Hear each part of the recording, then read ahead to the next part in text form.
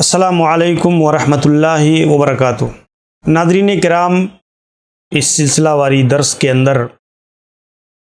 آئیے اب ہم قربانی کی فضیلت، اس کے مقام اور مرتبہ کو سمجھتے ہیں کہ اللہ تبارک و تعالی نے اس عظیم ترین عبادت کو مشروع ٹھہرایا ہے کہ ذی الحجہ کی 10ویں تاریخ کو ہم اللہ رب العزت کی بارگاہ میں ایک جانور ذبح کر کے، خون بہا کر کے، اپنی استطاعت کے مطابق حصہ لے کر کے ایک ہم اللہ تعالی کو راضی کرنے، اللہ تبارک و تعالی کے لیے اس عمل کو انجام دینے کی کوشش کریں۔ قربانی کی فضیلت سے متعلق اگر ہم دیکھیں تو قرآن کریم نے اس بات کی طرف اشارہ کیا ہے کہ قربانی ایک عظیم عبادت ہے۔ اس کو کسی طرح سے حیل و حجت کر کے، دوسرے سوشل ورک، اعمال اور دیگر چیزوں کو لا کر کے اس کے ساتھ شامل کرنا اور یہ کہنا کہ اس امت کو اتنی بڑی تعداد میں جانور ذبح کرنے کی کیا ضرورت ہے، اگر وہ رقم کسی اور حیثیت سے امت کی فلاح پر لگایا جائے تو امت کی ترقی کا راز، امت کی ترقی ہو سکتی ہے، بہت سے مسائل حل ہو سکتے ہیں۔ لیکن ہمیں اس بات کو جاننا چاہیے کہ اللہ تبارک و تعالیٰ نے ہر عبادت کی اپنی ایک حکمت رکھی ہے۔ اللہ تبارک و تعالیٰ کے ہم بندے ہیں اور اللہ رب العزت نے اس شریعت اور اس دین کے اندر اس عظیم ترین عبادت کو رکھا ہے۔ ہم اس کو اپنے ذہن اور ذہنی قیاس کی بنا پر کسی اور طریقے پر اس کی حیثیت کو گھٹا نہیں سکتے۔ اللہ تعالیٰ نے اپنے نبی جناب محمد الرسول اللہ صلی اللہ علیہ وسلم کے ذریعہ سے اس سنت کو زندہ رکھا۔ ابراہیم علیہ الصلاۃ والتسلیم کے اس عمل کو اللہ تعالیٰ نے اپنے نبی کے ذریعہ سے مشروع ٹھہرایا اور ہمارے لیے اس عظیم ترین عبادت کو مشروع کیا تاکہ ہم اس عظیم عبادت کو ادا کریں۔ فَصَلِّ لِرَبِّكَ وَانْحَرْ، آپ اپنے رب کے لیے نماز ادا کیجئے اور قربانی کیجئے۔ اب دیکھیں، اللہ تعالیٰ نے نماز ادا کرنا، یہ اللہ تعالیٰ نے 2 عظیم ترین عبادتوں کو ذکر کیا ہے، نماز اور قربانی۔ اسی طریقے سے ہم دیکھتے ہیں کہ اللہ رب العزت نے دوسری جگہ بھی اس چیز کو ذکر کیا ہے۔ اللہ تبارک و تعالیٰ ایک اور جگہ فرماتا ہے وَلِكُلِّ أُمَّةٍ جَعَلْنَا مَنْسَكًا، کہ ہم نے ہر امت کے لیے نسک اور قربانی کو رکھا ہے۔ یہ اللہ کی طرف سے ایک مشروع ترین عمل ہے۔ لِيَذْكُرُوا اسْمَ اللَّهِ عَلَىٰ مَا رَزَقَهُم مِّن بَهِيمَةِ الْأَنْعَامِ، تاکہ اس جانور پر، بہیمۃ الانعام میں سے ان جانور پر لوگ اللہ تعالیٰ کا نام لے، اس کو ذبح کریں اللہ کے نام پر۔ اور فَإِلَٰهُكُمْ إِلَٰهٌ وَاحِدٌ، تمہارا معبود ایک ہی ہے، فَلَهُ أَسْلِمُوا، تو تم اس کے لیے اس کے فرما بردار ہو جاؤ، اپنی خواہشیں، اپنی ساری چیزوں کو اس کے تابع کر دو۔ اور وَبَشِّرِ الْمُخْبِتِينَ، عاجزی کرنے والوں کو آپ بشارت دے دیجئے۔ تو آپ دیکھیں کہ قربانی یہ اس امت کے اندر صرف نہیں ہے، بلکہ سابقہ امتوں کے اندر بھی اللہ تبارک و تعالیٰ نے اس عظیم عمل کو، اس عبادت کو رکھا ہے، اور کسی خوف کی بنا پر، کسی ملامت کی بنا پر، کسی اور وجہ سے ہم اس عظیم ترین عبادت کے معاملے میں سستی، غفلت اور لاپرواہی کا شکار نہیں ہو سکتے، یا ہم اس طریقے پر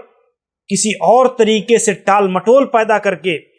اس کی حیثیت کو، اس کی عظمت کو، اس کی بزرگی اور اس عظیم ترین عبادت کو ہم گھٹا نہیں سکتے، بلکہ یہ اللہ کی طرف سے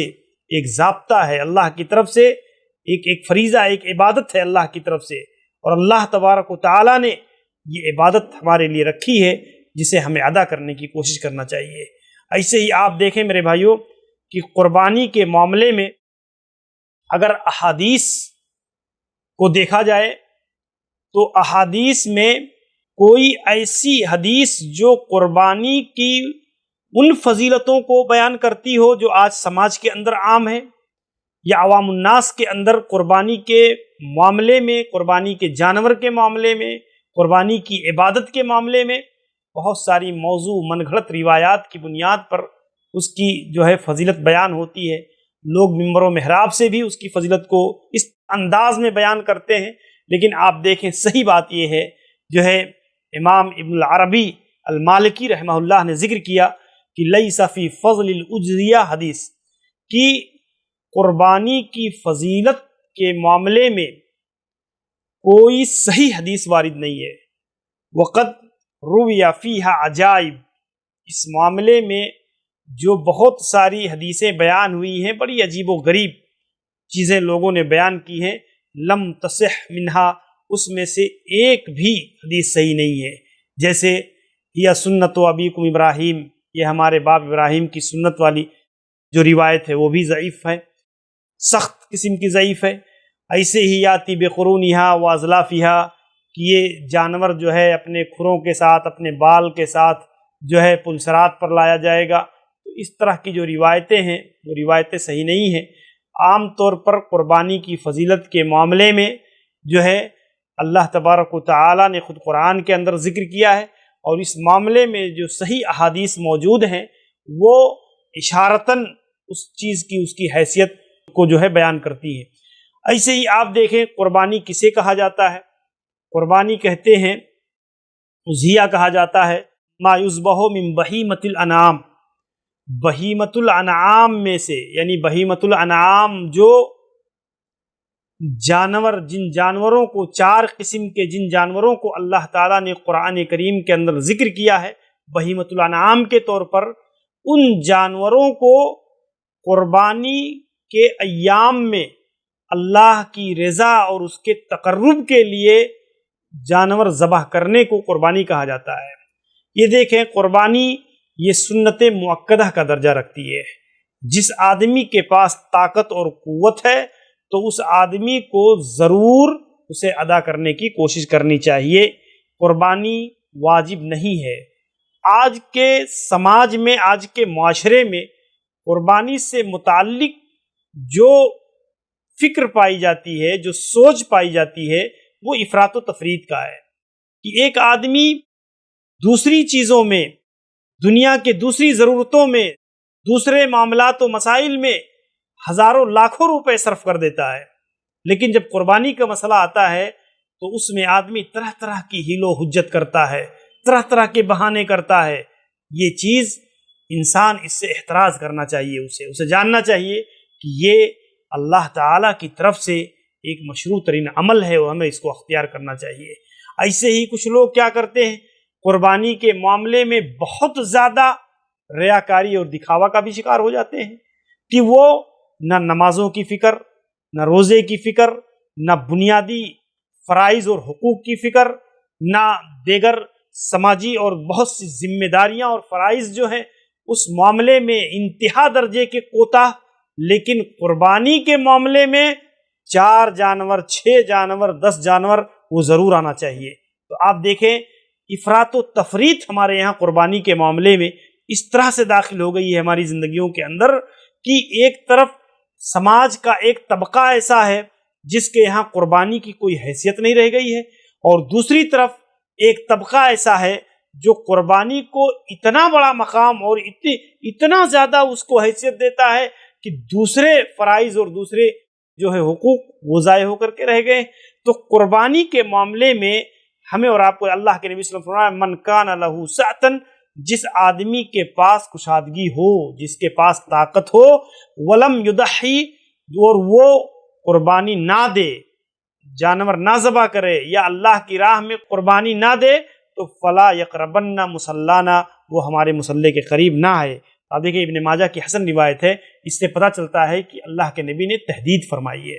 اللہ کے نبی صلی اللہ علیہ وسلم نے ایسے لوگ جو سماج کے اندر طاقت رکھتے ہیں، قدرت رکھتے ہیں، تو انہیں قربانی کرنا چاہیے۔ اللہ کے نبی صلی اللہ علیہ وسلم نے خود قربانی کیا، قربانی کی آپ نے تاکید فرمائی۔ تو اس حیثیت سے میرے بھائیوں ہمیں اور آپ کو قربانی کرنا چاہیے۔ آج موجودہ حالت جو کرونا کی حالت ہے، جس میں اقتصادی حیثیت سے اکثر لوگ मुश्किलात के दौर से गुजर रहे हैं, बड़ी तंगी के दौर से गुजर रहे हैं, घरों में खाने पीने के लिए मुश्किलात हैं, तो ऐसे हालात में वो लोग जिनके पास फरावानी है, कोशिश करना चाहिए कि जानवर ख़रीद करके अपने भाइयों को, अपने अजीज़ों को, अपने करीबी रिश्तेदारों को दे दें। 10 जानवर ख़रीद कर खुद जो है करने के बजाय अपने अजीज़ों, अपने करीबी रिश्तेदारों में उसको तकसीम करें। ये सुन्नत का तरीक़ा है जिसको अल्लाह के नबी सल्लल्लाहु अलैहि वसल्लम ने बयान फरमाया। इमाम बुखारी रहमहुल्लाह ने बाब ही बांधा है, बाबु किस्मतिल इमाम अल-वदाही बैनन नास, कि इमाम का लोगों के दरमियान जानवर का तकसीम करने का बाब। आप देखें, और ख़ुद अल्लाह के रसूल सल्लल्लाहु अलैहि वसल्लम अपने सहाबा में कुर्बानी का जानवर तकसीम कर दिया करते थे। तो आप ये सुन्नत है अल्लाह के नबी सल्लल्लाहु अलैहि वसल्लम की। इसकी बुनियाद पर हमें ऐसे मौक़ों पर जो आज के हालात हैं, इसमें हमें कोशिश करना चाहिए कि हम अपने भाइयों को इस खुशियों के अंदर शरीक करने की कोशिश करें, अपने अइज़्ज़ा व अक़रबा की खबरगिरी करें, और कुर्बानी का जानवर जहां हम 4 जानवर लेकर आए हैं उसमें से 1 जानवर हम अपने अजीज़ों को दे दें, अपने करीबी रिश्तेदारों में उस चीज़ को दे दें, और इस तरीके से कर दें कि वो ऐसे कुर्बानी को अंजाम दे ले कि ऐसा लगे कि वो खुद जानवर खरीद करके लाया है, उसे एहसास तक ना होने पाए कि जो है हम ऐसे मौके पर गदागरी के शिकार हैं या हमारे पास आज खाने के लिए नहीं। कितने घरों में कुर्बानी के मौक़ों पर भी गोश्त नहीं पहुंच पाता और लोग आसरा और उम्मीद पर जो है रहते हैं। तो इस तरीके से मेरे भाइयों, हमारे यहाँ ये मामला बड़ा इफ़रात व तफरीद का है कि हम अपने फ्रिज को स्टोर कर लेते हैं, गोश्त अपने फ्रिज में जब भर लेते हैं तो उसके बाद जब बच जाता है तब हम उसको तकसीम करते हैं। ये भी बहुत सारे लोगों के यहाँ पाया जाता है। हालांकि खुद कुर्बानी के गोश्त को आज के हालात में जहाँ लोग, बहुत सारे लोग नहीं कर पा रहे हैं, तो हमें कुर्बानी का गोश्त ज़्यादा से ज़्यादा लोगों तक पहुँचाने की कोशिश करनी चाहिए। खुद खाएं, अइज़्ज़ा व अक़रबा को शरीक करें, दूसरे आम मुसलमानों के अंदर उसको तकसीम करें। ये तरीक़ा सुन्नत का तरीक़ा है, और इस तरीक़े से हम कुर्बानी की इस इबादत को बेहतरीन तौर पर अदा करने की कोशिश करें। अल्लाह ताला से दुआ है कि अल्लाह रब्बुल आलमीन हमें इसकी तौफ़ीक़ इनायत फ़रमाए। अस्सलामु अलैकुम व रहमतुल्लाहि व बरकातुहू।